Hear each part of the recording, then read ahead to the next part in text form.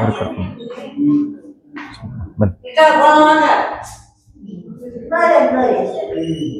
Come.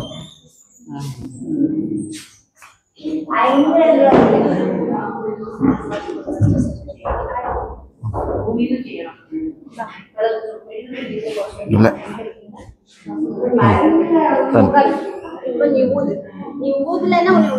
So ಎಷ್ಟು strength ಇದೆಯಲ್ಲ, strength ಎಷ್ಟಿದೆಯಲ್ಲ, ಮೂಗಿಂದ ಉಸಿರು ತಗೋಬೇಕು, ಬಾಯಿಂದ ಊದ್ಬೇಕು.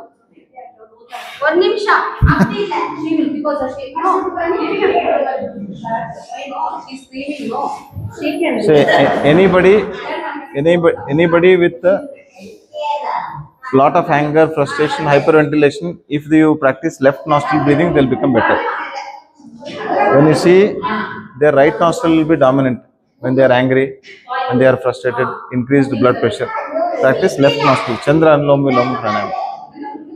So she is very hyperactive. If I make them blow more air, she'll feel more relaxed.